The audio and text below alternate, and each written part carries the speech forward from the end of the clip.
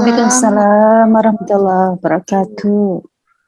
Asyhadu an la ilaha illallah wa asyhadu anna Muhammadan abduhu wa rasuluh. Rabbi shrah li sadri wa yassir li amri wahlul 'uqdatam min lisani yafqahu qawli. Allahumma sholli ala sayidina Muhammad wa ala ali sayidina Muhammad. Puji syukur kita panjatkan kepada Ilahi Rabbi atas limpahan karunia dan rahmat pada kita semua. Salawat dan salam semoga tercurah tumpah kepada junjungan Nabi Bana Nabi Muhammad Sallallahu Alaihi Wasallam, pada keluarganya, sahabatnya, kerabatnya, sampai kepada kita semua dan pengikutnya hingga akhir zaman. Insya Allah hari ini kita akan mengikuti bersama-sama kegiatan dari Depdiklat Cibenying Kaler, Sister Sharing Session dengan pengaruh emosi terhadap organ tubuh manusia. Untuk itu, maka kita buka acara kita dengan mengundang keberkahan Allah dengan membaca basmalah. Bismillahirrahmanirrahim. Untuk pertama, mari kita bersama mendengarkan lagu Indonesia Raya dan Mas dari Salimah. Mari kita simak bersama-sama.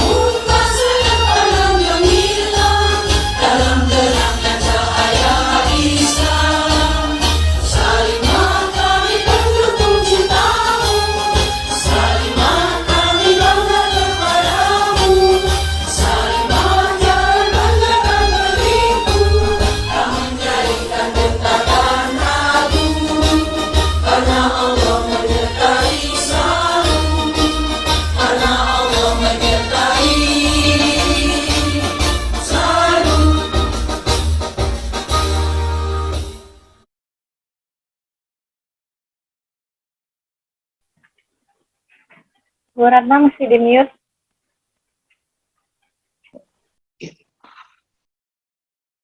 Alhamdulillah telah kita simak bersama lagu Indonesia Raya dan Mas Salimah Dan alhamdulillah juga pada kegiatan sore ini yang diadakan oleh Diklat Cibenying Kaler telah hadir yang kita hormati bersama Ketua Salimah Pimpinan Cabang Cibenying Kaler, Ibu Mutia, Ketua Depdiklat Pimpinan Cabang Cipka, Teh Andini, dan yang terhormat Ibu Gina Sabira sebagai pemateri pada kegiatan sore ini. Lagi bismillah dan selamat menikmati seluruh rangkaiannya. Assalamualaikum warahmatullahi wabarakatuh.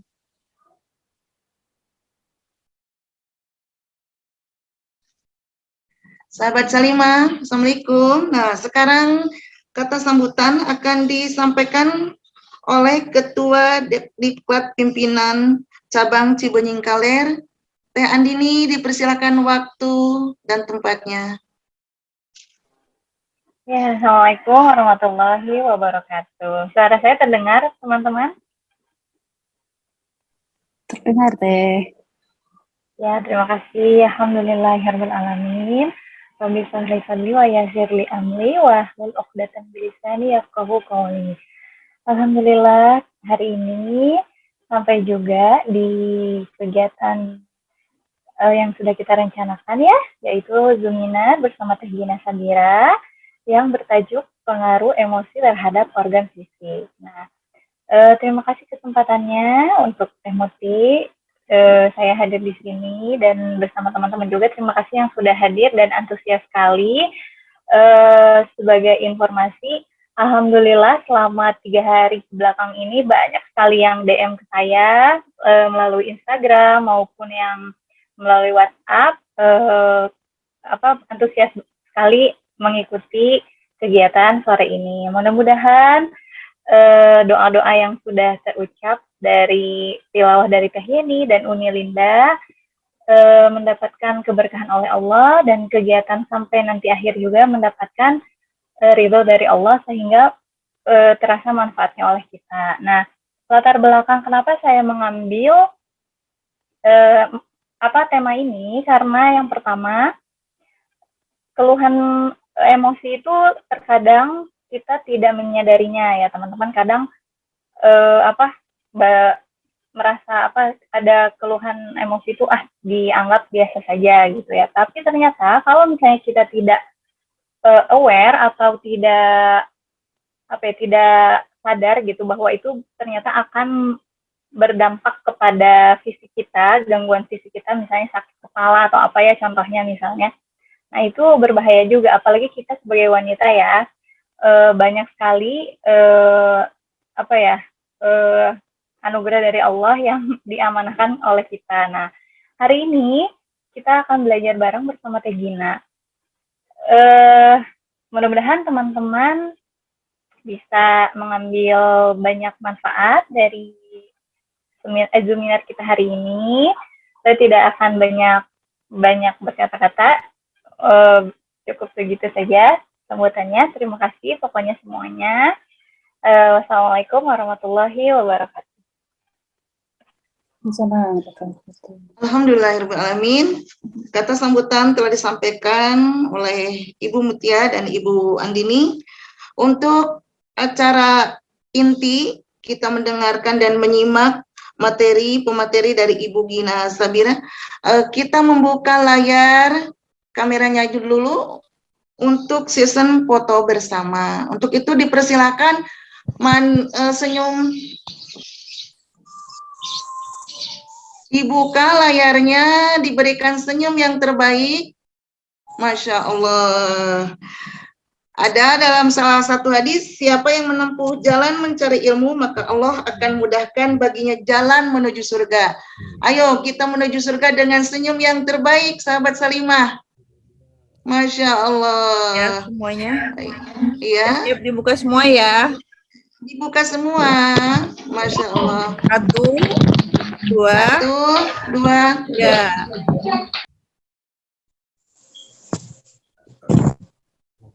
Alhamdulillahirrahmanirrahim. Lalu kita akan terimakan kepada moderator untuk mendengar dan menyimak apa-apa yang disampaikan oleh Ibu Gina Sabira. waktu dan tempat, kita persilahkan.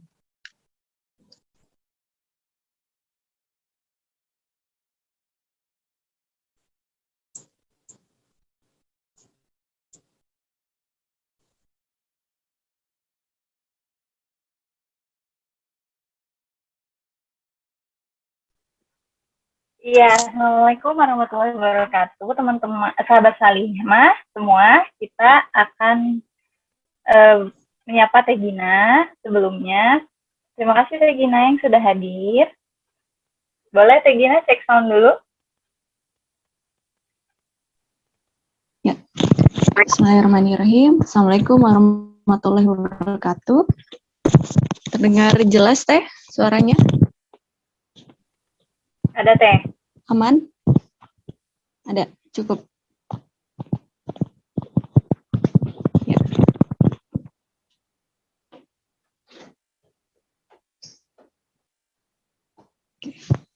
Ya.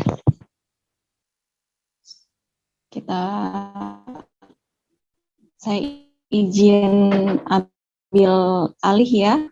Teh Andin, bagaimana langsung dimulai saja Teh? Boleh Teh, langsung. Oh ya, oke. Ya. Saya ulangi ya. Ya. Assalamualaikum warahmatullahi wabarakatuh. Alhamdulillahirrahmanirrahim. Senang sekali hari ini bisa bertemu dengan para bunda, dengan beberapa teman, ada beberapa juga klien yang senang sekali ya bisa bertemu ikut sesi hari ini. Terima kasih sebelumnya untuk Teh Andin selaku ketua, selaku penghubung yang menjadi jalan terlaksananya sesi hari ini. Kemudian kepada para bunda dari MT Majelis Salihah ya, Cibenying, dekat sekali sebetulnya Ibu dengan tempat saya tinggal di Cibiru. Barangkali nanti bisa silaturahim ya kapan-kapan ke sini untuk bisa sharing lagi sama-sama belajar. Gina, kapunten, Kita akan mulai membahas ya. Sebelumnya saya bacain CV-nya Teteh dulu Gimana, ya. Teh? Bacain CV-nya boleh, Teteh dulu. Teh. Punten ya teman-teman. Ya, terima kasih Teh Gina yang sudah mau menunggu. Saya bacakan kurikulum vitae-nya Teh Gina ya. Nama Teh Gina Sadira Permana, Bandung 15 Mei 1990, ibu dari 2 orang anak. Kegiatan sehari-hari itu seorang istri, ibu, dan membersamai anak-anak, yaitu beliau juga terapis khusus perempuan yang berkaitan dengan keluhan fisik dan emosi. Beliau adalah lulusan kebidanan tahun 2011, lalu mengikuti Certified Hypnotist from Indonesian Board of Hypnotherapy (IBH) tahun 2011 dan Certified Hypnotherapist from Indonesian Board of Hypnotherapy (IBH) tahun 2011 dan Certified NLP Basic Practitioner International 2011 dan Certified NLP Florida USA 2012, lalu Certified Instructor from Indonesian Board of Hypnotherapy IBH 2014, lalu Certified Basic Hypnosis and Hypnobirthing 2014, lalu Certified Basic Acupuncturist, Certified Aesthetic Acupuncturist, Certified Midwifery Acupuncturist, lalu Certified Quantum Touch Practitioner. Masya Allah. Katanya banyak banget. Ininya, gelarnya ya. Jadi Teh Gina ini punya gelar Gina Sadira Permana SSP CHT CIAKP. Masya Allah Teteh. Diborong ya sama Teteh.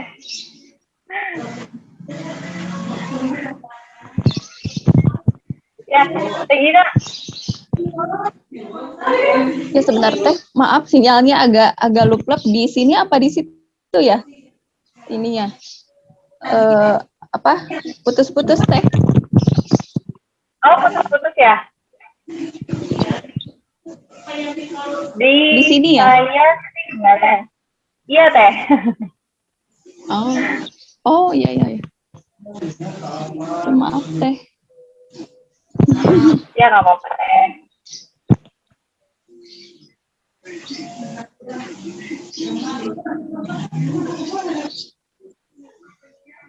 Ya, Teh Gina.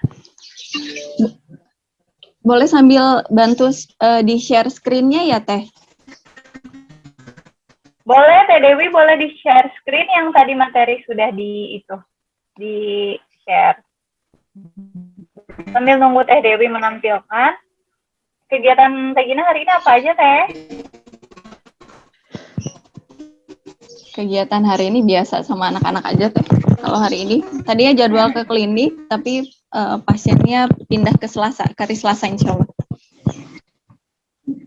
Oh iya. Semangat, Teh. Boleh dimulai sambil nunggu Teh Dewi yang membuka materi ya, Teh. Ya, siap. Oke, sambil tunggu di share screen, saya baca di beberapa alasan mengapa mengikuti sesi hari ini. Salah satunya antusias ya, karena dengan ilmu baru ingin juga mungkin mengecek bagaimana kondisi tubuh sendiri ya. Nah, kira-kira dari sekian banyak peserta yang hadir hari ini, apa sih keluhan fisik yang sering terasa di kondisi akhir-akhir ini? Boleh diisi di chat, boleh diaktifkan mikrofonnya. Silakan kira-kira dari segi Teh, saya misalnya kerasa sering bagian kaki atau masalah pencernaan atau bagian kepala. Nah, itu salah satu indikator ada titik meridian tubuh yang bisa jadi bermasalah. Nanti kita akan bahas, silahkan di-sharingkan ya, kira-kira para bunda semua merasakan keluhan apa akhir-akhir ini di bagian tubuh yang mana? Masya Allah. Oh, bagian lambung. Oke. Ada lagi? Sudah berapa lama, Teh? Ngantuk, lemas. Oke. Punggung, pinggang, pegal. Ya. Ini biasa keluhan ibu-ibu ya. Oke. Sering sakit kepala waktu menjelang pagi. Ya. Dari sekian banyak keluhan, sebetulnya ada alarm yang jelas saat memang tubuh kita sedang tidak stabil. Salah satunya dari faktor, ini sambil share screen ya. Salah satunya dari faktor emosi karena mempengaruhi sekitar 80%. Oke, kita mulai ya. Ini materi hari ini tentang kaitan emosi ke organ tubuh. Oke. Dilanjut ya. Next step. Kalau kita bicara tentang filosofinya sebuah bangunan rumah ya, sebetulnya tubuh kita sama.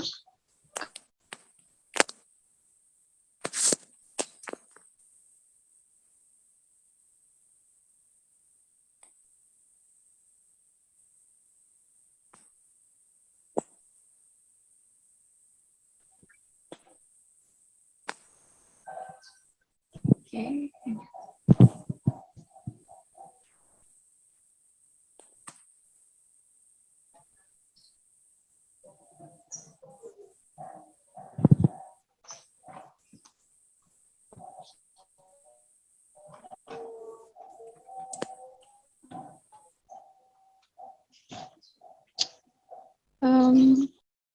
Ya tadi sempat keluar. Oke. Teh Dewi, suara saya aman Teh?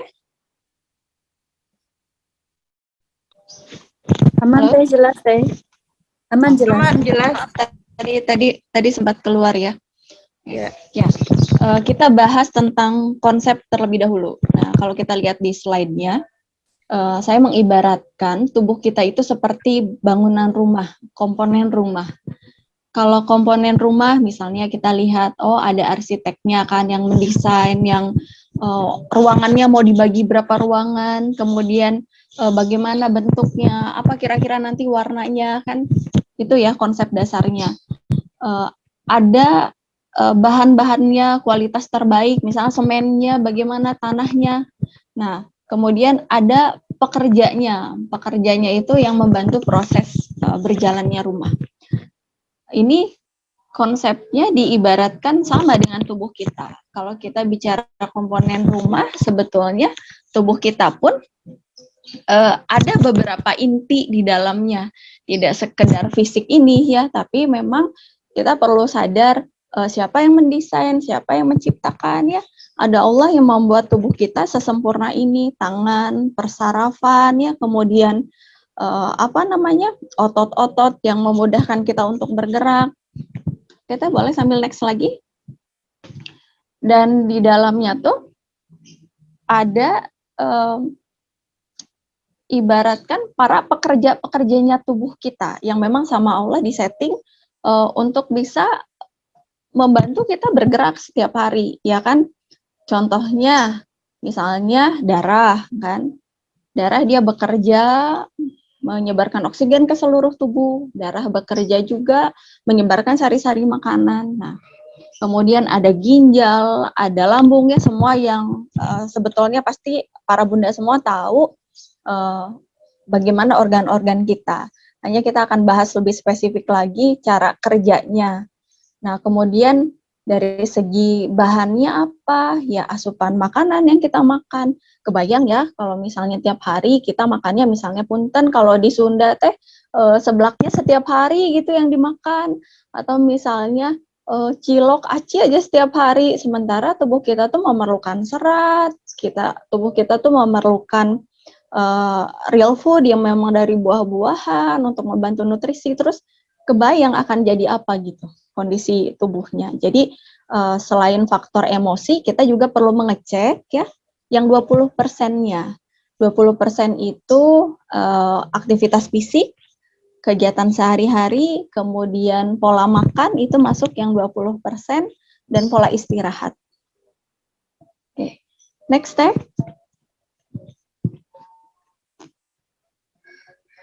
Oke.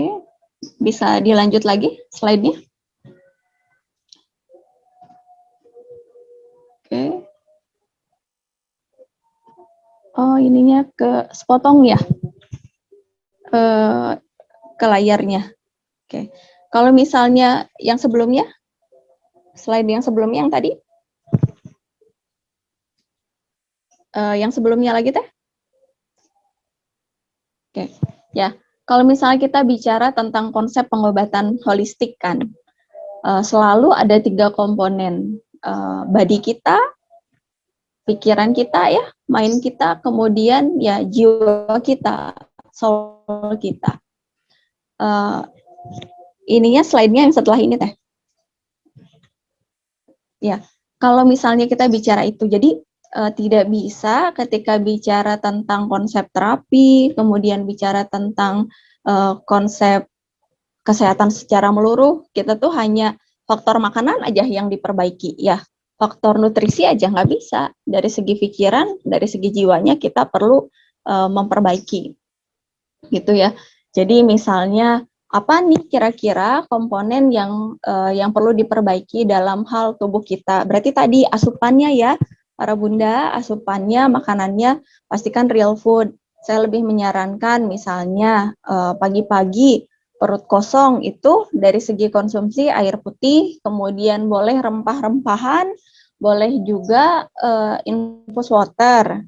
Nah, tapi ini perlu dilihat, jangan sampai rutin tiap hari konsumsi rempah, jangan sampai rutin tiap hari banget konsumsi infus water, karena ada plus minusnya. Gak bisa real food, tapi kita tidak tahu manfaatnya sendiri gitu.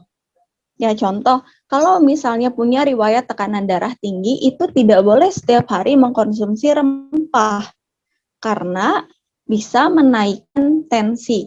beberapa pasien yang saya temukan gitu, tensinya naik tuh karena tiap hari banget. Nah, kalau infus water itu konsumsinya, infus water itu rendaman buah ya, minimal 6 jam, maksimal 12 jam. Itu kalau tiap hari dikonsumsi justru jadi hipotensi, malah menurunkan tensi. Jadi alangkah lebih baiknya di rumah punya alat tensian masing-masing, jadi bisa mengecek saya baiknya konsumsi yang mana gitu. Kalau mau cari aman ya selang-seling aja konsumsinya. Itu ya. Next lagi Teh. Slide dia.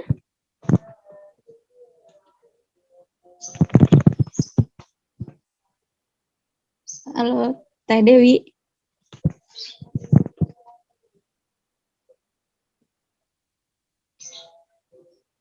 Next lagi. Lagi.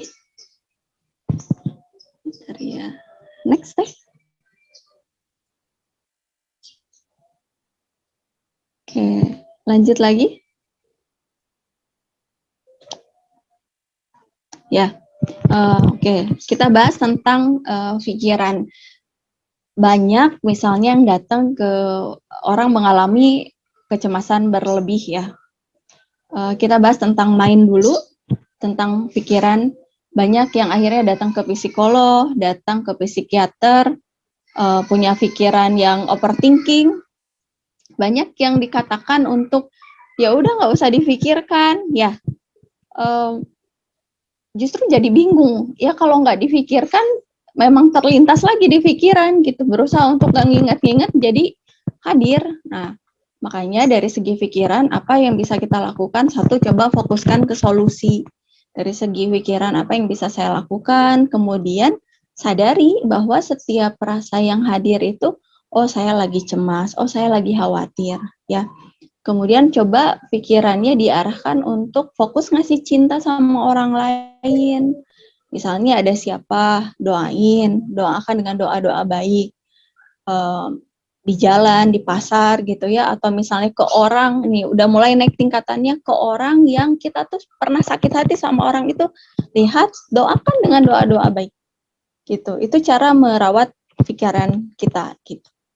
Karena kalau misalnya diikuti perasaannya nanti nggak selesai-selesai ya, diikuti kata-kata yang terlintas di pikiran, misalnya merasa kesal, merasa marah, terus diikuti, malah jadinya nggak sehat. Nah, kemudian dari segi tubuh kita, sangat disarankan tidur sebelum jam 10, karena detoksifikasi organ itu mulai dari jam 10 malam. Jam 10 malam itu organ liver yang sedang melakukan proses detoksifikasi. Nah, makanya liver itu kan dia penghasil darah. Jadi jangan aneh ketika ada orang bergadang dia jadi anemia. Karena memang waktunya detok, dia jadinya nggak detok maksimal. Kemudian olahraga rutin minimal dalam 1 pekan itu 2 kali. Kalau yang di rumah misal lihat YouTube gitu sambil gerak-gerak. Oh iya, siap-siap Teh Andin. Kenapa dengan olahraga? Karena olahraga membantu menstabilkan mood. Jadi kalau misalnya sering marah-marah, kemudian kemungkinan ya karena jarang gerak juga gitu. Ya, biasanya kalau istilah sekarang mah rebahan, kaum rebahan. Nah itu diperbaiki. Munculnya dari pikiran, stres, emosi, gitu. Ya. Oke, ya Teh. Ya, pikiran dan uang. Oke. Boleh dilanjut dulu ya. Kemudian dari segi minum itu juga baiknya diperbaiki, minimal 2-3 liter tergantung berat badan. Kemudian aturan minumnya 30 menit sebelum makan, kemudian 90 menit setelah makan. Jadi minum yang terbaik adalah di saat jeda perut kosong. Jangan pada saat setelah makan langsung minum. Ya. Ini lanjut lagi tentang kondisi jiwa kita. Orang yang berpasrah, orang yang lebih menikmati hidupnya, biasanya jiwanya jauh lebih stabil dibanding orang yang mengatur harus begini, harus begitu gitu. dan secara gelombang energi juga lebih positif, yang lebih berserah. Ya, kemudian latihan untuk mampu mengelola emosi. Nah, nanti di akhir ini, di akhir sesi ini saya cantumkan list-list harian sekiranya apa saja sih yang bisa kita lakukan untuk bisa memperbaiki kualitas hari demi hari ya. Kemudian tilawah Quran, silahkan disesuaikan, tapi setiap amalan yang dilakukan, misalnya mau sedekah ataupun Quran, jangan pernah menukar apapun yang kita lakukan itu untuk urusan dunia. Luruskan niat setiap mau tilawah Quran, ya Allah, Engkau ridho, tambah apapun yang dilakukan untukmu gitu. Ya, karena ada di luaran sana yang sedekah untuk apa gitu. Nah, atau baca Quran untuk apa, jangan ya.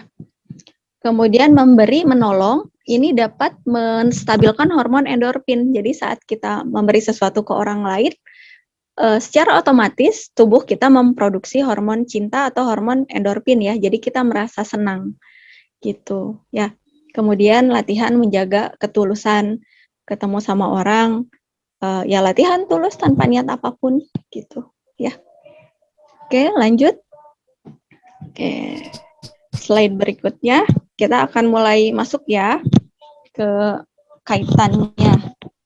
Nah, kalau bicara, boleh teh digeser. Nah, bicara tentang, ada salah satu penelitian di Institut Hermet, bagaimana penelitian itu membahas, kalau dulu mungkin para bunda pernah mendengar, oh coba berpikir positif. Nah, ternyata makin ke sini ada penelitian yang membahas ternyata ada getaran yang 5.000 kali lipat dari pikiran kita. Saat dicek, itu adalah jantung, ya, jantungnya kita. Jantung kita ternyata kalau di agama Islam ya qalbunya kita, jiwanya kita, yang getarannya 5.000 kali lipat dibanding pikiran kita. Jadi kalau pikirannya mau coba positive thinking tapi rasanya enggak, yang berpengaruh justru rasanya. Dan ini konsepnya nyambung banget ya dengan salah satu penelitian, kalau pernah mendengar tentang ya. Ya, digencet beneran Di mute dulu, boleh? Di tengah hujan di Tupang digencet. Oke. Teh yang lain, hostnya punten boleh izin di mute yang lainnya biar lebih maksimal.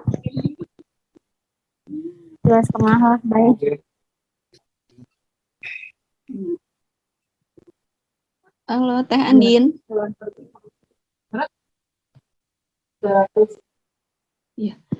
Maaf untuk peserta yang lain atau para bunda yang lain boleh di-mute dulu suaranya. Di sana mau pakai Bapak mau charter mobil apa gimana? Mau misalnya kayak aku Teh Andin atau Teh Dewi boleh bantu dulu Teh. Ya, Assalamualaikum sahabat Salimah. Untuk kebaikan kita bersama dalam menyerap ilmu yang disampaikan oleh pemateri Ibu Gina, diharapkan untuk mematikan suara yang keluar, kita simak bersama-sama. Terima kasih segala perhatiannya. Oke, terima kasih Ibu. Ya, izin melanjutkan ya. Nah, penelitian ini sebetulnya saya bahas karena konsepnya sama ya.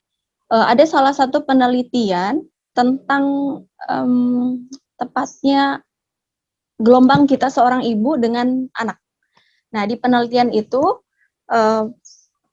embrio itu ya bakal janin.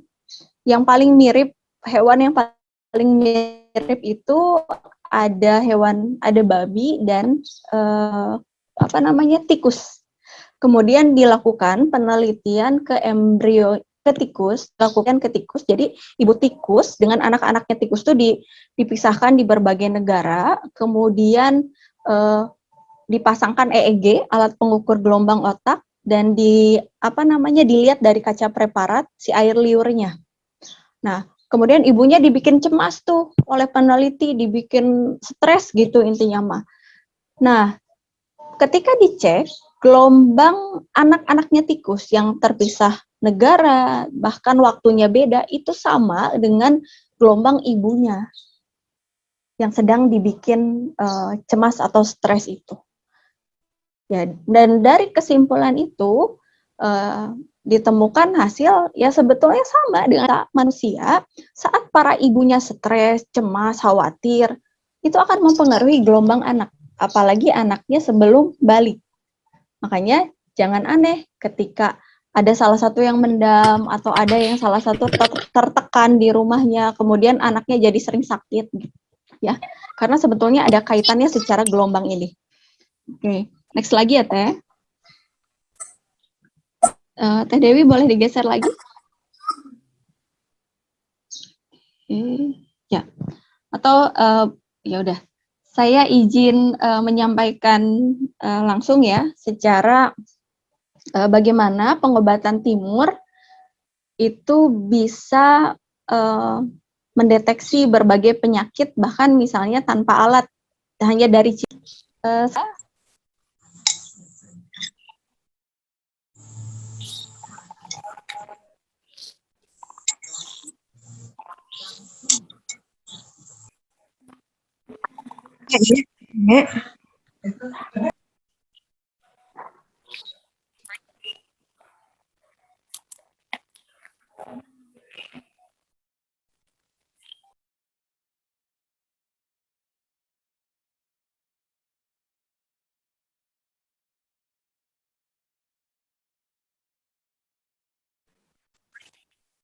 Sahabat Salimah, mohon minta maaf, terkendali jaringan dan sinyal terputus sesaat. Mari kita kembali dilanjutkan.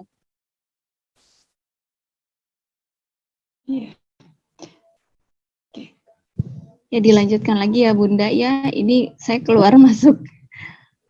Ya. Nah, coba lihat di slide yang ditampilkan. Kalau mengacu nih, kita bahas tentang apa ya, jantung tadi. Nah, kalau misalnya bicara tentang jantung, ya organ jantung dia biasanya lemah kalau ada emosi ngotot atau merasa benar dengan pendapat pribadi. Atau misalnya ada rasa senang yang berlebih, terlalu gembira berlebih juga melemahkan jantung. Kemudian lanjut ke tadi lambung yang mengalami keluhan-keluhan. Oke. Ya, sekali lagi mohon di-mute ya yang untuk seluruh para peserta, nanti boleh diaktifkan ketika ada sesi pertanyaan ya. Kemudian tentang lambung limpa, ini biasanya lemah saat ada overthinking atau pikiran berlebih ya, dan menguasai organ lambung ini biasanya otot. Jadi coba cek ketika kita mulai sakit-sakit otot, itu bisa jadi memang kondisi lambungnya sedang tidak stabil. Kemudian ke paru-paru. Nah, ini paru-paru dia temannya sama usus besar. Jadi paru-paru ini punya peranan terhadap imunitas tubuh.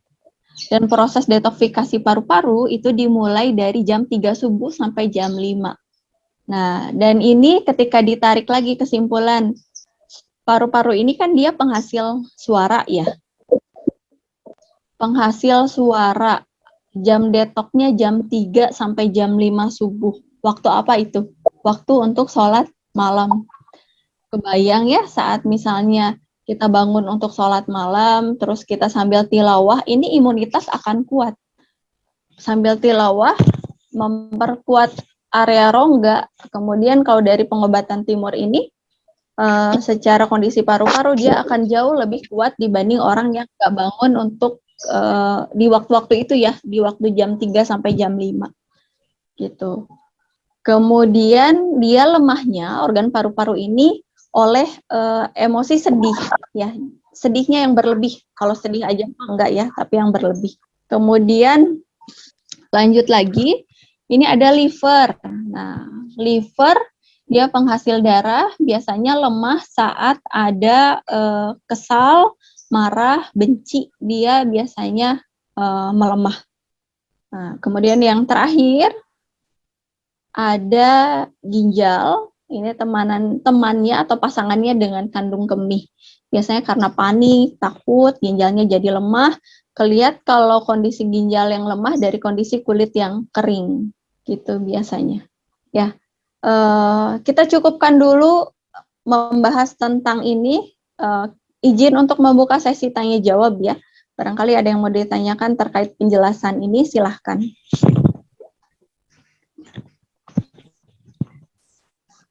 Alhamdulillah, sahabat Salimah. Ada yang mau Untuk ditanyakan? yang sebagian yang ingin bertanya, ini jadi lahan untuk kita menambah ilmu. Mangga dipersilahkan di forum chat. Atau mungkin bisa dibuka untuk suaranya. Terima kasih.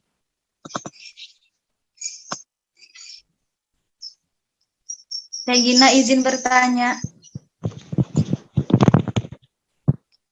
Ya, mangga silakan Teh. Assalamualaikum warahmatullahi wabarakatuh. Saya Lala, ingin bertanya. Tadi kan untuk siklus tidur ya Teh ya, untuk siklus tidur jam 10 ya. Saya orangnya tidur di atas jam 10 Teh. Tapi kalau bangun pasti setengah 4 gitu. Kalau saya tidur jam 12, setengah 4 pasti sudah bangun atau enggak jam 3 gitu. Karena kalau tidur di jam 10 itu agak susah Teh buat sayanya gitu. Kadang-kadang saya nggak bisa tidur kalau jam 10. Biasa jam 11 ke atas baru bisa tidur Teh. Kalau setiap hari seperti itu bagaimana ya Teh dengan kondisi badan saya? Oke, ya pertanyaan yang bagus. Terima kasih Teh Lala. Terkait, biasanya tidurnya misalnya selalu lebih dari jam 10. Baiknya memang dikembalikan lagi Teh polanya. Bahkan kalau kita mengambil keacuannya, contoh ya Rasulullah Nabi Muhammad SAW, beliau itu menyarankan tidur pada Isya.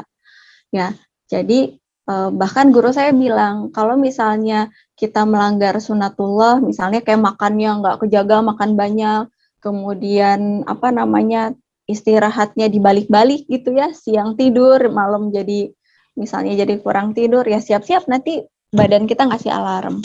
Nah, alternatifnya apa yang bisa dilakukan? Coba siangnya dilakukan untuk kayak aktivitas Teh. Jadi misalnya olahraga tadi, nah supaya memang hormon endorfinnya diproduksi, kemudian tubuhnya merasa lelah, jadi di jam pas pada isanya udah mulai ngantuk gitu. Hanya memang cek juga jangan sampai dekat ke waktu makan. Nah, karena pola aktivitas makan di malam hari itu juga beresiko diabetes ya. Kalau misalnya keseringan gitu. Jadi kalau mau misalnya jam 6 atau pada isya boleh makan, tapi kasih jarak minimal 2 jam baru kita tidur gitu. Dan ini juga diperbaiki Teh, mindset merasa saya mah susah tidurnya, itu tuh akan terjadi Teh, akan keterima tubuhnya bahwa akan susah tidur, jadi kayak nggak sengaja ngesugesti diri sendiri gitu. Dan coba lebih bisa hening, lebih bisa kayak lebih menyadari nafas, misalnya bagusnya selesai sholat gitu ya, sambil tarik nafas, nafasnya kayak ibu hamil, tarik nafas masuk ke dada, perut kembungkan, buang perlahan, ulangi beberapa kali sampai kita tuh merasa rileks. Habis itu bilang hari ini dan seterusnya saya tidur tepat waktu, spesifiknya jam berapa. Saya tidur tepat waktu bersama anak-anak misalnya gitu, jam 9:30 misalnya gitu, atau jam 10. Jadi kita yang belajar untuk mensugestikan, mengarahkan ke tubuh kita untuk bisa istirahat lebih awal gitu. Apa resikonya kalau misalnya terus polanya ya tadi untuk anemia gitu, atau misal biasanya jam 11 dan jam 11 sampai jam 1 itu detoksifikasi jantung. Makanya tidak disarankan banget untuk olahraga malam hari karena kebalik-balik ya, harusnya istirahat gitu.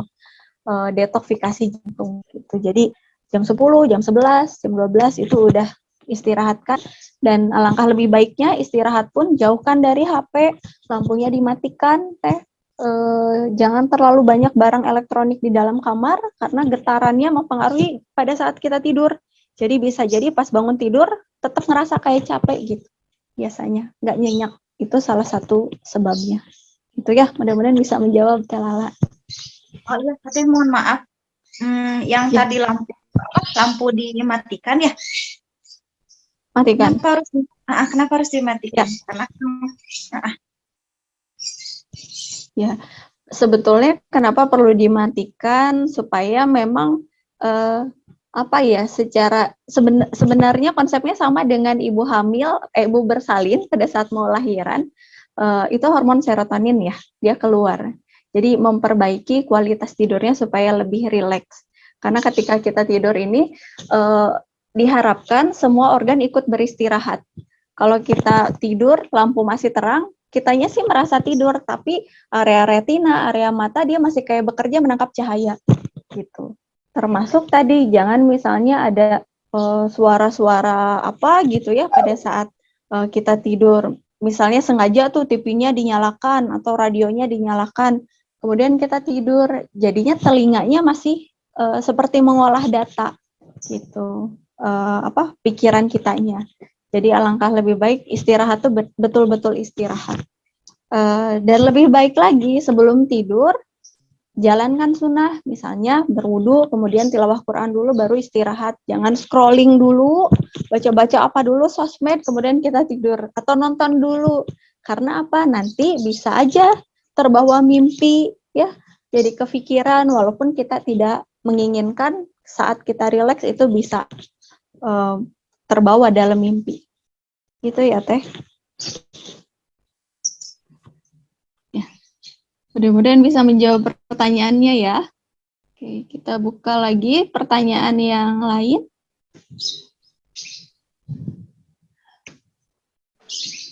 Sahabat Salimah, Dulu ya. mangga dipersilakan untuk bertanya. Oke, nah ini nih ada kita baca yang dari chat ya Bu, Teh? boleh? Iya.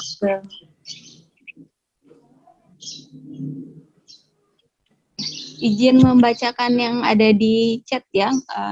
Kita mulai jawab. Misalnya mengatasi overthinking. Nah, bagaimana caranya berlatih sadar, Teh, saat melakukan apapun? Boleh. Ya. Karena ketika sadar melakukan apapun, berarti kita mulai memfokuskan sesuatu. Misal lagi bareng sama anak, ya ke situ. Atau latihan jalan. Kalau saya lebih menyarankan coba dimulai dengan mengontrol makan. Misal pada saat makan, nih untuk orang-orang yang punya overthinking, latihan untuk makan sadar. Misal kita makan 3 kali, boleh di 1 kalinya aja. Coba latihan. Apa? Ini kurang tahu di mana ya. Oh ya udah.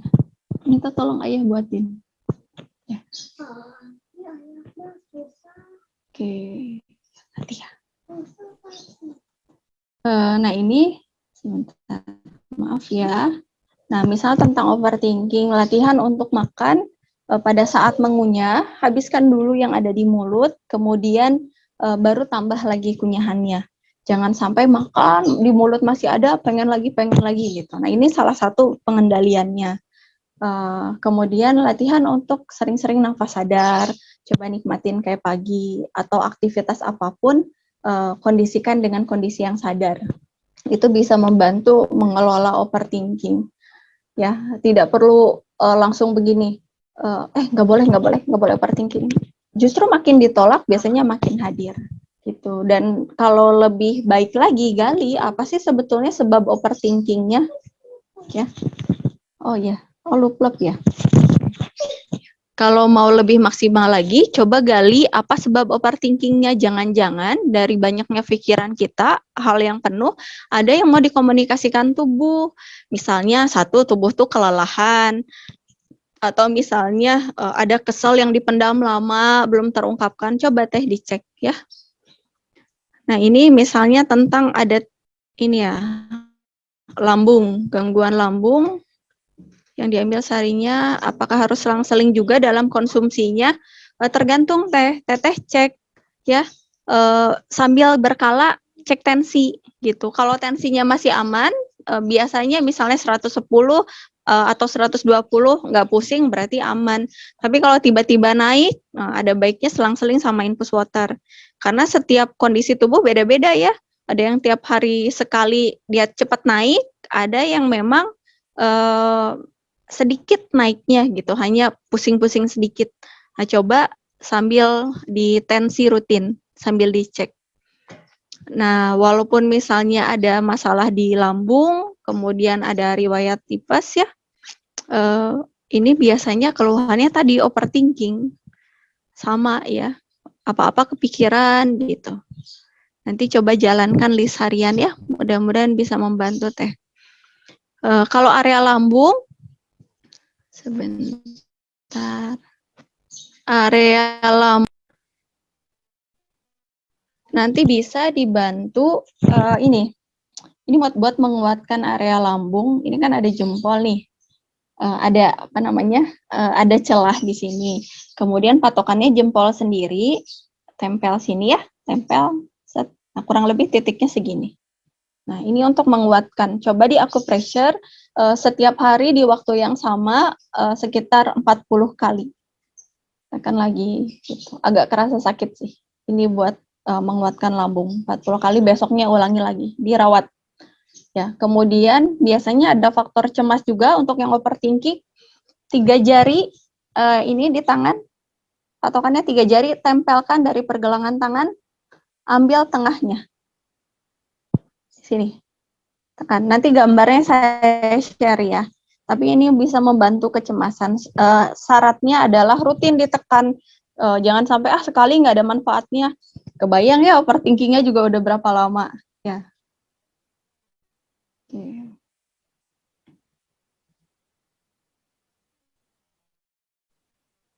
Sebentar, satu pertanyaan lagi ya.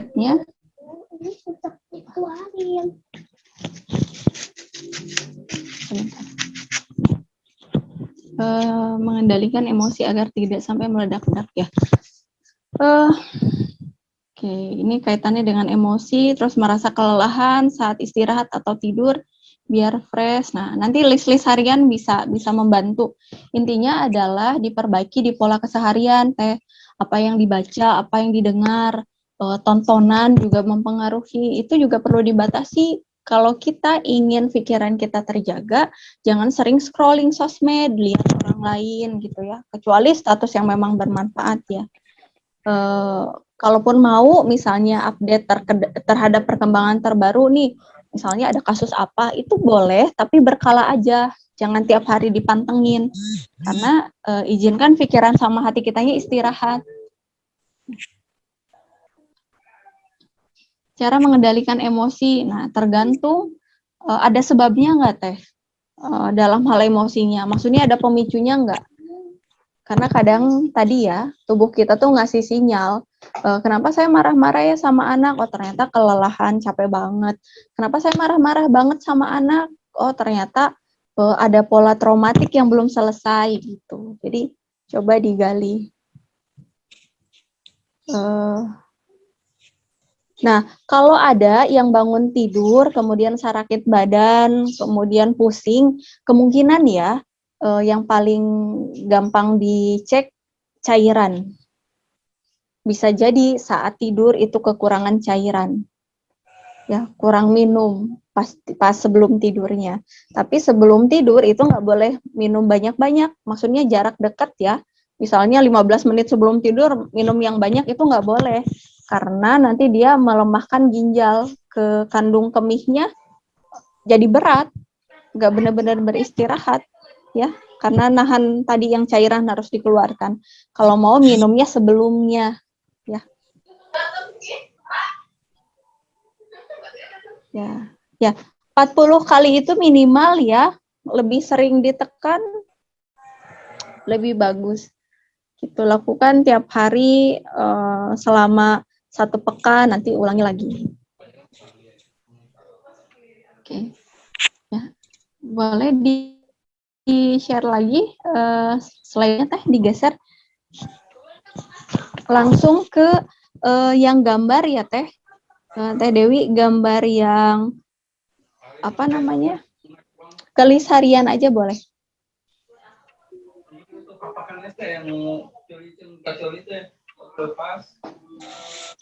Oke, Teh, boleh di-share kelis harian?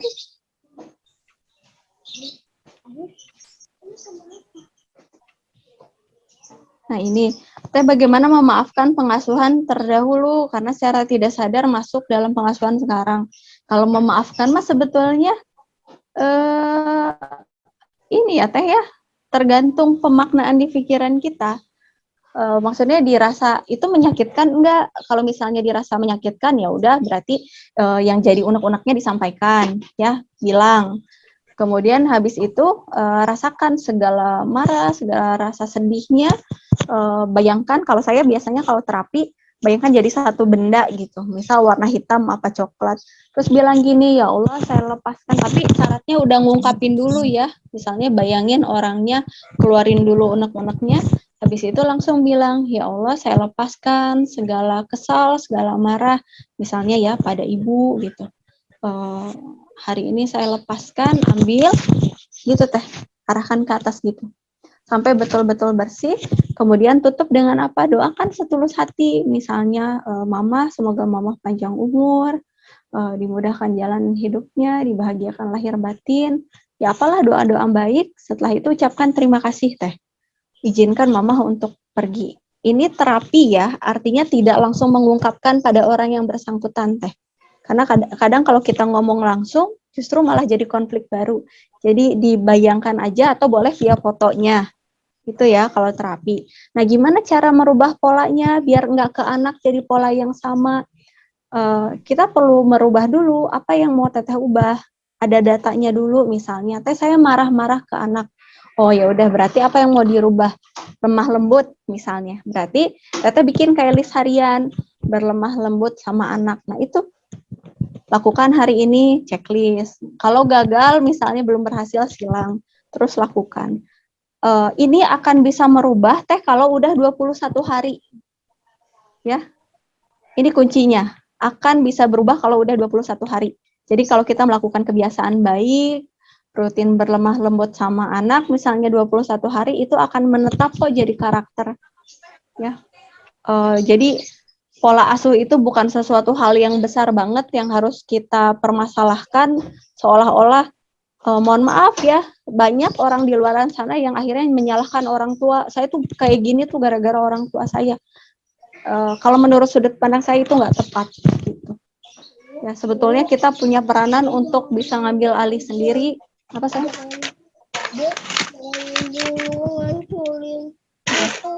Rumahnya jangkrik. Kamu ambil daun banyak buat menanam. Oh iya.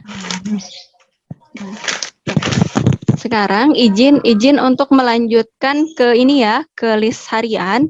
Jadi para bunda ini boleh dipilih disesuaikan dengan aktivitas sehari-hari. Tapi saya lebih menyarankan misalnya yang jurnal syukur ini wajib sekali dilakukan. Misal pas bangun tidur, usahakan jangan langsung memikirkan, aduh kerjaan saya banyak, saya harus ngerjain apa gitu. Tapi coba lihat dulu ke sebelah, misalnya anak, lihat ke sebelah ada suami, tutup mata lagi, kemudian bilang, ya Allah terima kasih atas kehadiran suami, atas kehadiran anak. Terus sambil dirasakan gini, ya Allah terima kasih untuk tangan yang masih bisa bergerak, mata yang masih bisa berkedip. Jadi syukurnya betul-betul dari hati tanpa membandingkan dengan kehidupan orang lain.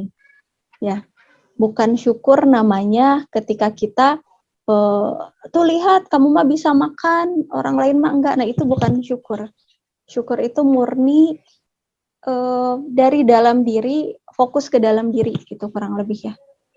Nah kemudian lebih baik lagi misalnya sedekah niat karena Allah. Masukin celeng, mau 2.000 atau 5.000, yang penting konsisten ya Bunda, bukan banyaknya. Nanti kalau udah misalnya mau 1 pekan dikeluarkan silahkan. Ya ini nanti listnya bisa disesuaikan dengan kegiatan sehari-hari. Nah dari segi kesehatannya cukupi air putih, kemudian saran lagi rutin berbekam 2 pekan atau 1 bulan sekali di tanggal sunnah. karena itu bisa sangat membantu menstabilkan hormon kita sama lebih sehat insya Allah ya. Kemudian rutinkan juga akupuntur dari segi kesehatannya. Nah, saya ada pasien datang ke klinik, dia cerita soal keluhannya, ada benjolan, ya, ada benjolan di area ini, di area tangan. Nah, ini jalur paru-paru ya. Jadi kalau di jempol ini ke atas dia paru-paru, kalau yang kelingking ini dia jantung jalurnya. Kalau area telapak kaki sampai ke selangkangan itu liver. Area perut berarti kemungkinan area lambung atau ya. Ya Teteh, izin di mute lagi suaranya boleh? Kalau ini tulang. Teh siapa ya? Teh Sri, boleh izin di mute Teh suaranya? Oke, tadi sampai mana ya? Oh ya, jalur meridian tadi. Kalau dari telapak kaki sampai selangkangan itu liver. Jadi biasanya para bunda, ibu-ibu yang sering banyak keluhan ini, kenapa ya suka sakit tumit, sakit kaki, pegel, itu biasanya pengelolaan kesal, marah. Jadi coba cek yang punya unek-unek ke suami, terus sering merasa sakit kaki, bisa jadi itu alarmnya. Ya, bahkan saya ada satu pasien tadi, dia datang gini, sakit area tangan ini nih, segini, digerakkan tuh susah. Terus dia main ke sini kan sama suaminya. Dia cerita, saya tuh biasanya kalau udah 3 hari hilang, ini tuh ditidurin, kemudian dibawa aktivitas masih kerasa, sampai sekarang nggak hilang-hilang sakit.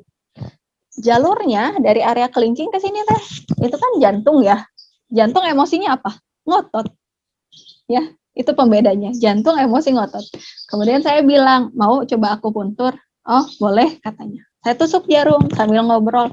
Coba turunin standar, saya bilang, jangan terlalu ngotot.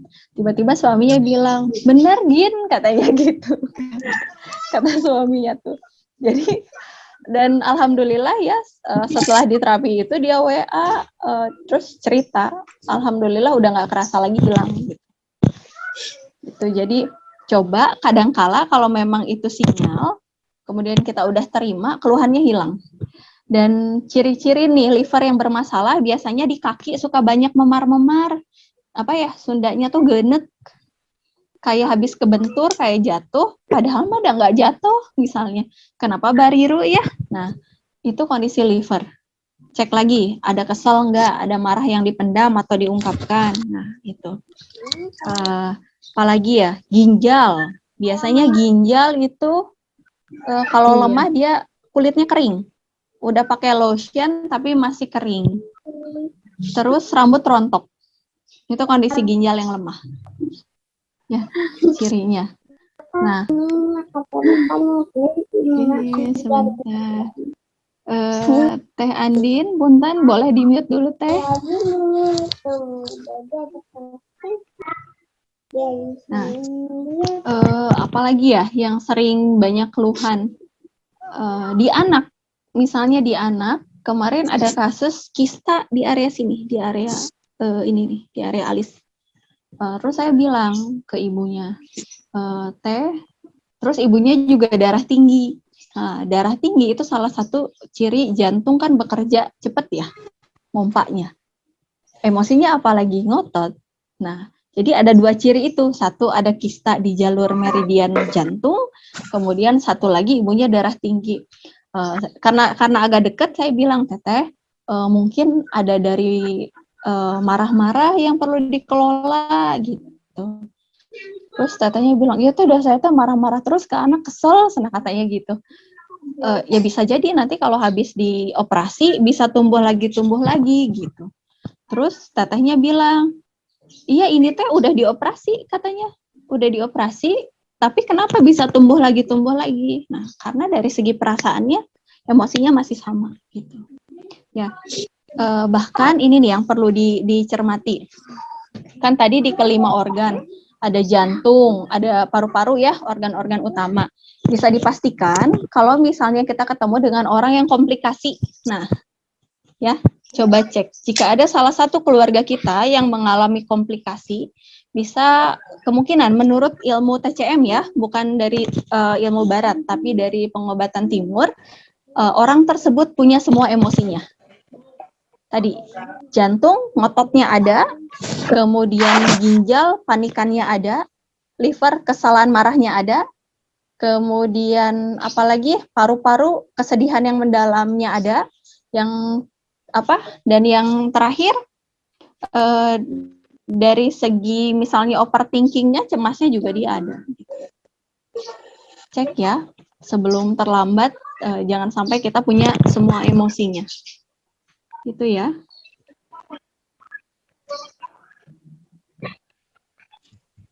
Oke, ada lagi?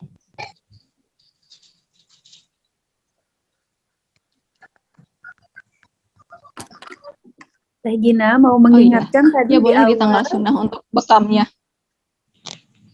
Ya. Teh Gina mau mengingatkan tadi di Gimana, Teh? Sahabat Salimah di awal ada yang bertanya tentang aritmia jantung dan tumor ya, kalau tidak salah di bagian payudara. Mungkin terlewat ya, kalau misalkan ada waktu boleh terbahas, khawatirnya menunggu Teh. Oh ya. Tumornya di bagian apa ininya, Bun? Tumornya di bagian ini ya? Kalau tidak salah tuh tadi yang pertama bertanya tentang tumor itu Teh Yani Handayani. Kalau yang tentang aritmia jantung itu ibunya sakit, inisialnya IZ, Teh Dwi Putri ya kalau nggak salah. Nadira Dwi Putri. Oh ya. Oh ya, yes, siap-siap Bun. Nah, kalau misalnya aritmia jantung, tadi berarti patokannya itu aja, Teh. Kalau misalnya ada keluhan di organ jantung, kaitannya dengan detak jantung, dari segi emosinya itu, ya. Dari segi pikiran, perasaannya, selain ada sisi ngotot, terlalu keras, enggak. Ada karakter yang kerasnya, enggak. Yang itu mau nggak mau bisa diperbaikinya kalau secara spiritual ya sering baca Quran, sering tilawah gitu. Sebentar. Izin mute ya. Teh siapa ini? Maaf.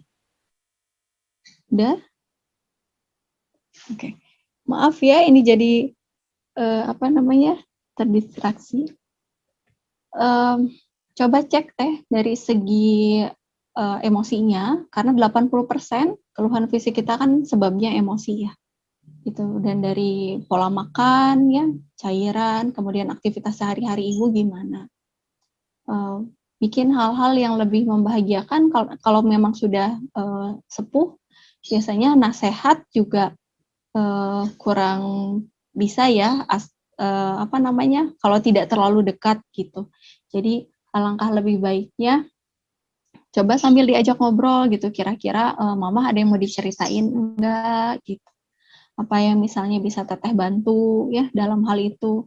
Barangkali merasa kayak apalagi yang sudah usia 50 ke sana, itu secara daya ingat, secara hormonal itu udah berubah. Biasanya di 60 tahunan juga, jadi kayak nge-recall lagi, oh dulu tuh saya masa kecil menangani masalah gimana ya, saya pada saat remaja menangani masalah gimana ya. Jadi kalau ada traumatik juga biasanya bercampur gitu. Jadi kita sebagai anak baiknya ajak ngobrol apa yang mama butuhkan gitu. Ya, coba digali. Dan kalau misalnya saya lebih menyarankan sering-sering sending love ya ke orang tua yang sakit. Sering sending love tuh kirim cinta, misalnya sambil ngeliatin gini, terus dalam hati tuh bilang, ya Allah sehatkan mama bahagia ya, mama tenang. Terus kita tuh jarak jauh gini tuh bisa melakukan healing gitu. Misalnya, ya Allah jika ada trauma atau misalnya, karena gini, emosi itu dia energi. Emosi, energi, dan sifatnya energi dia nggak bisa hilang. Energi itu hanya dua, disimpan di badan, jadi keluhan fisik, atau dikeluarkan. Misalnya lewat memaafkan. Dan kita nggak tahu ibu kita di zamannya remaja dan sebagainya, apakah punya traumatik atau ada pengalaman yang nggak menyenangkan. Nah, jadi dengan kita sering melihat ibu gitu ya, terus kita bilang, ya Allah, jika ada emosi atau energi yang melemahkan mama, ya Allah izinkan hari ini keluar dari mama gitu, misalnya gitu. Ya Allah sehatkan mama, pulihkan mama, sehatkan jantungnya. Dan itu kan tadi secara gelombang sampai teh. Yang tadi penelitian Institut Hermet itu ya, yang 5.000 kali lipat gelombangnya. Gitu. Baiknya sering sending love kalau ada orang yang sakit, ikhtiar secara terapinya ya. Kalau secara medisnya mah ya tetap dicek. Kemudian kalau ada benjolan, tumor, apalagi ya kutil, mata ikan, nah penyakit-penyakit yang tumbuh kulit, kista, miom, itu menandakan ada blocking. Ya. Karena kalau kita belajar jalur meridian, ada 360 titik meridian. Dari mulai ini, kemudian wajah di sini kan, sampai ke telapak kaki, sampai ke punggung ada. Nah, biasanya kalau yang ada benjolan itu menandakan ada blocking, emosinya numpuk di situ. Gitu. Kalau masih kecil, insya Allah bisa dibantu dengan akupuntur. Tapi kalau misalnya sudah lebih membesar, emosinya juga nggak diperbaiki, biasanya dikolaborasi dengan medis, diambil benjolannya, dibuang. Gitu. Ya. Coba cek-cek yang ada benjolan, nah kira-kira emosinya apa. Gitu ya.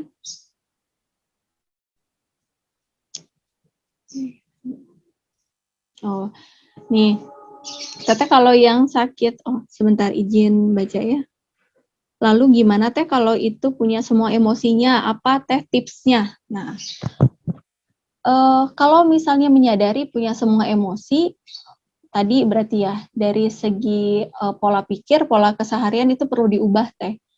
Biasanya contoh, kalau yang tadi merasa benar dengan pendapat pribadi itu bisa melemahkan misalnya jantung ya, karena ada ngotot. Berarti untuk hal-hal yang misalnya di keseharian konflik dengan suami, nafas dulu, tenang dulu, oke, bukan apa namanya, bukan prinsip. Misalnya ini mah konfliknya konflik standar gitu ya, ya udah kalem dulu, tenang dulu. Biasakan jeda minimal 3 detik setiap mau bertindak. Kenapa?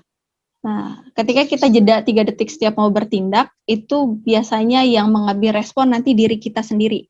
Tapi kalau misalnya kita langsung respon emosi, biasanya sosok kita yang punya luka yang muncul. Bisa dipahami? Contoh misalnya, kita teh kesal ke suami, tapi kita mendem, diam. Tiba-tiba suami bikin satu salah. Karena kita merespon langsung, itu tuh yang keluar diri kita yang marah, yang kesalnya. Langsung kan ngomelnya banyak. Itu gara-gara ayah misalnya. Nah, itu tuh kesal yang sebelumnya, bukan kesal yang itu. Jadi, saran saya jeda minimal 3 detik supaya bisa lebih sadar, oh oke, ini ada yang kesal tuh diri saya yang itu. Gitu. Usahakan. Nah, apa yang bukan prinsip, ya udah nggak apa-apa gitu. Biasanya orang-orang yang ngotot, yang punya masalah di jantung, gampang naik. Gampang apa-apa teh jadi marah-marah gitu. Nah, coba mungkin dari segi pengelolaan itu.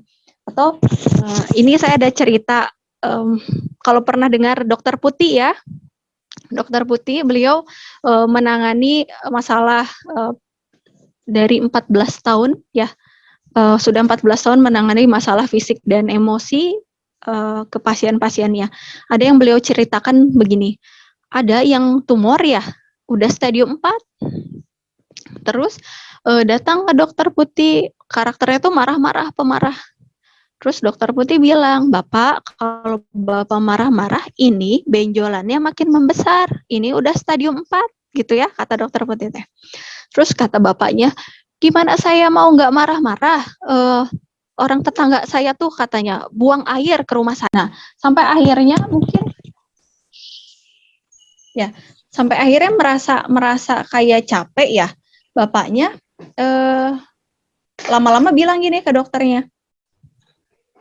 Sebentar ya.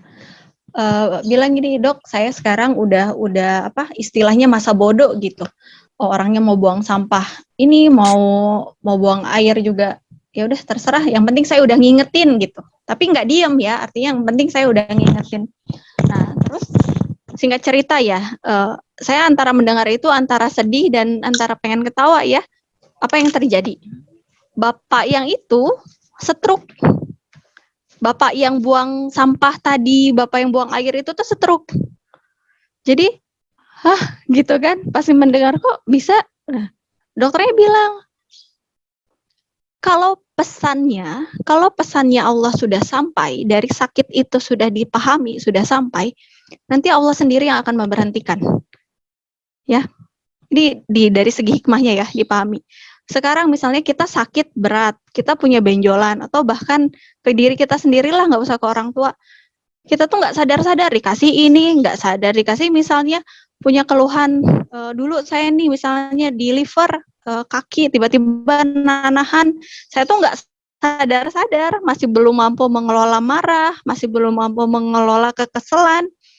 Itu tuh berdarah lagi, tiba-tiba ada nanahnya kaki, sampai bolak-balik ke dokter, bolak-balik sampai konsumsi antibiotik. Ketika pesannya udah sampai, oh saya perlu belajar mengelola marah, saya perlu belajar mengelola kesal saya perlu nurunin hal yang bukan standar, itu udah keterima ya Bun, sakitnya alhamdulillah udah nggak kambuh lagi.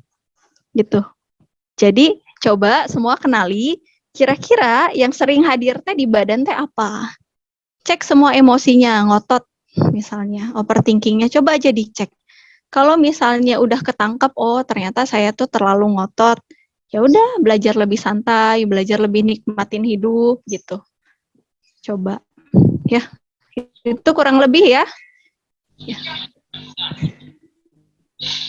Mudah-mudahan bisa dievaluasi bersama. Ya, saya serahkan lagi ke moderator. Ke Bunda Mutia ya. Ya, Teh. Udah waktunya Teh sudah Andin. ke Teh Andin lagi, Teh Gina. Masya Allah, banyak ikhlas. Punten, sahabat Salimah semua. Sebetulnya link Zoom-nya itu seharusnya tidak mati 45 menit. Qadarullah, ada trouble, hapunten pisan. Masya Allah, nggak apa-apa ya, mudah-mudahan. Nggak apa-apa ya Teh. Ya, Teh. Buat pengelolaan bareng-bareng ya Teh. Iya, Teh, Masya Allah. Ya, gimana nih, sahabat Salimah, atas pemaparan Teh Gina, pasti semua pada catatannya udah penuh ya? Gimana Teh Lala? Catatannya udah penuh? Penuh, biasa penuh. Masya Allah. Teh Gina beliau ini seorang terapis ya Teh. Dulu saya sering terapi ke rumah Teh Gina, karena pandemi jadi belum sempat terapi lagi sama Teh Gina. Jadi terima kasih banget Teh Gina dan sahabat Salimah yang sudah antusias sekali untuk hari ini. Kalau misalnya ada pertanyaan, boleh nggak Teh nanti menyusul di grup ya Teh Gina? Boleh? Di WA boleh. Di WA boleh ya? Oke. Saya lihat chat dulu. Oh, Masya Allah. Iya, pada ini ya. Mudah-mudahan bisa bermanfaat. Masya Allah ya. Hari ini rekor ya Teh yang hadir terbanyak sampai 51 peserta. Masya Allah. Terima kasih antusiasnya. Ya Teh Gina, ada closing statement nggak Teh? Untuk kita semua Teh? Ya, closingnya. Lebih tepatnya sering-sering mengecek, sering-sering mendengarkan apa sih sebetulnya yang mau tubuh komunikasikan. Sesederhana datangnya pegal, itu teh apa sih gitu. Ya, kemudian jangan, ada baiknya jangan langsung, karena ada trauma ini saya jadi emosian. Coba dicek dalam ranah cairannya cukup enggak, karena dehidrasi juga bisa membuat emosi kita naik kalau kita kekurangan cairan. Jadi salah satu cara saat kita mulai naik, ambil minum dulu, duduk dulu gitu ya. Jadi bukan misalnya kita kesal ke anak, posisi duduk, segera berdiri. Jangan diem di situ karena nanti makin naik. Duduk, setidaknya minum. Itu dari segi cairan diperbaiki. Kemudian ayo kita rutinkan dalam sepekan, misalnya mulai olahraga ya. Boleh sambil lihat YouTube misalnya gitu, seminggu 2 kali supaya hormonnya lebih seimbang. Dan juga sering-seringlah tadi ya, misalnya coba selesai sholat minimal di 5 waktu itu. Untuk yang selesai sholat itu yang benar-benar saya lebih menyarankan 1 tangan simpan di dada, 1 simpan di perut untuk yang sadari nafas. Terus komunikasi, bilang sama Allah, ya Allah, jika di tubuh ini ada sakit yang hamba sadari maupun tadi sadari, maka hari ini izinkan sakit itu keluar dari dalam tubuh. Ini metode healing yang semua orang bisa lakukan. Namanya quantum touch ya. Jadi dengan sentuhan yang bahkan dicontohkan oleh Rasul kita, bagaimana saat ada yang sakit, sentuh bagian yang sakitnya, kemudian dibacakan Al-Fatihah. Nah, ayo kembali lagi ke sunnah, apa yang sekiranya dicontohkan kita lakukan, termasuk perbaiki pola tidur, kalau bisa jangan bergadang. Ya, itu aja. Mudah-mudahan membantu ya. Alhamdulillah, hatur nuhun Teh Gina. Saya yakin nih sebetulnya masih pada banyak nih pertanyaannya Teh. Mudah-mudahan nanti kita ada ini ya Teh Gina, ada waktu lagi, ada rezeki lagi buat silaturahim lagi. Alhamdulillahirabbil alamin. Teteh, mohon Ya? ini boleh nggak? Kalau ada Boleh, kesempatan, misalnya bisa buat ini kan sesi sharing. Nanti kalau ada kesempatan lagi, gimana kalau kita buat khusus untuk terapi ya, terapi yang sederhana yang bisa kita lakukan gitu. Nanti mungkin coba dipandu, kita healing bersama, gitu ya. Masya Allah. Ini kesempatan emas nih buat kita. Mudah-mudahan kita bisa ini ya melaksanakannya. Nanti kita godok lagi di dapur ya, tim. Insya Allah Teh Andin, nanti kita agendakan ya. Kalau bisa sekota Bandung aja ya Teh Gina ya. Masya Allah, Teh Gina. Biar lebih banyak lagi yang terbantu. Ya. Iya, Masya Allah. Teh Gina, nih ada yang tanya nanti, ini ya, ada minta rekamannya insya Allah ya. Tim Humas insya Allah sudah dan tim media menyiapkan recordingnya insya Allah, mudah-mudahan lancar. Untuk IG-nya Teh Gina, coba Teh Gina di itu dulu promosi. Boleh. Ada yang tanya IG katanya Teh. Izin di ini ya tadi, IG-nya @ginasabira ya di situ. Nggak pakai ya. Masya Allah, alhamdulillah. Ya. Ya, sore yang sangat luar biasa hari ini, Izin teman-teman ditulis sahabat juga. Salihah. Ya, nanti kita share juga di grup WA ya, sahabat Salimah semua. Nah, alhamdulillahirabbil alamin, sampailah kita di akhir Zoominar hari ini ya, sahabat Salimah semua. Terima kasih sekali lagi dan mohon maaf sekali lagi atas ketidaknyamanan hari ini dengan link Zoom-nya yang terus-terusan keluar ya, hapunten pisan pokoknya. Saya serahkan kembali ke MC Ibu Ratna. Hatur nuhun atas kesempatannya kepada saya. Wassalamualaikum warahmatullahi wabarakatuh. Mana Teh? Umi, bentar minta dibantu. Ini nomornya. Udah. Ya. Alhamdulillah wa syukurillah, Masya Allah, tabarakallah buat pemaparan ilmunya yang begitu banyak manfaat yang kita ambil. Hari ini kita dapat nikmat ilmu dari Allah. Oh, Masya Allah. Acara selanjutnya menyampaikan piagam penghargaan yang diberikan oleh Ketua Pimpinan Cabang dari Depdiklat kepada Ibu Gina sebagai pemateri. Tapi sebelumnya, sebelum diserah terimakan, ada season terakhir, kita akan berfoto bersama kembali untuk mengakhiri season dari Ibu Gina sebagai pemateri karena beliau masih hadir. Mangga untuk operator dipersilakan dan dibuka kamera ininya.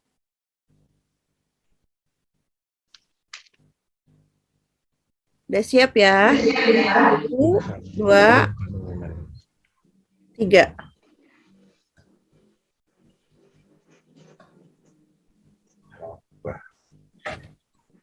Halaman kedua ya. 1, Ya. 2, 3. Kumaha sih teh? Udah ya? Ya. Sudah selesai. Sudah selesai.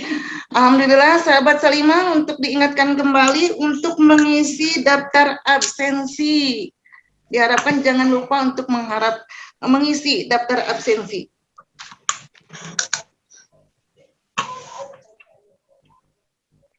Mama udah ada ngisi daftar tadi? Ya. Hah? Dan pemaparan dari Ibu pemateri yaitu Ibu Gina, kita bisa mengambil kesimpulan bahwa ada 2 kategori dalam hidup kita, ada pola hidup sehat, bagaimana kita istirahat yang cukup, olahraga yang teratur, asumsi makanan yang menyehatkan, dan minum sesuai dengan ukuran yang dibutuhkan, itu untuk kebutuhan lahir. Dan untuk kebutuhan batin, kita akan selalu tetap berharap meminta pertolongan Allah, menata hati dengan pola pikir yang baik, qadarullah wa masya semuanya tentu ada takdir Allah. Kita tetap ikhtiar, kita tetap berdoa untuk kebaikan diri kita sendiri. Barakallahu fikum untuk Ibu Gina, Masya Allah ilmunya. Dan sebagai penyerahan sertifikat, Teh Andini gimana? Mau diserahkan?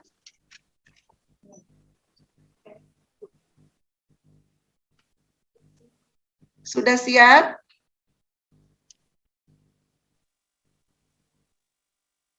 Masya Allah. Masya Allah. Ya, Bismillahirrahmanirrahim. Saya mewakili dari Persaudaraan Salimah, pimpinan cabang Cibenying Kaler, memberikan piagam penghargaan kepada Teh Gina Sabira, Permana SST CHT CIAKP, sebagai pemateri di program perdana kami ya, di Salimah Cibenying Kaler. Hatur nuhun kepada Teh Gina. Masya Allah teh, jazakillah khairan katsiran. Terima kasih kepada seluruh panitia, kepada Ibu Mutia, Bu Ratna, ya. Senang sekali, semangatnya luar biasa, Teh Andin. Ya, mudah-mudahan kita bisa bertemu lagi ya Teh ya. Insya Allah. Secara langsung. Insya Allah, Teh. Insya Allah ya, mudah-mudahan ya Bu. Insya Allah. Nanti kita akan follow up berbagai halnya ya Teh, termasuk tadi sahabat-sahabat Salimah yang bertanya ada recordingnya atau tidak gitu ya. Nanti insya Allah akan tayang di YouTube-nya Salimah Cibenying Kaler. Jadi dinantikan di WA grup peserta, jangan dulu leave karena nanti banyak sekali info-info yang bisa di-share, terutama bagaimana kelanjutannya. Seperti tadi Teh Gina sudah sampaikan, ada sesi terapi kelanjutannya mudah-mudahan ya, dan dinantikan pokoknya jangan dulu keluar dari WA grupnya. Jazakillah khair Teh Gina, terima kasih banyak ya atas semuanya. Sore yang sangat menyenangkan. Mudah-mudahan ketemu lagi. Salam dari semua pengurus Salimah, mulai dari PW Jawa Barat, PD Kota Bandung, dan seluruh PC yang ada di Kota Bandung. Untuk Teh Gina spesial dan seluruh sahabat Salimah. Hatur nuhun Teh. Ya. Sahabat Salimah, kegiatan yang diadakan oleh Depdiklat Cibenying Kaler kita akhiri dengan bacaan hamdalah, dan sebelumnya kita tutup dengan bacaan kafaratul majelis. Alhamdulillahirabbil alamin, astagfirullahaladzim, subhanaka Allahumma wa bihamdika, asyhadu an la ilaha illa anta, astagfiruka wa atubu ilaih. Salam sahabat Salimah. Assalamualaikum. Waalaikumsalam warahmatullahi wabarakatuh. Barakallah Depdiklat. Waalaikumsalam. Izin live Teh.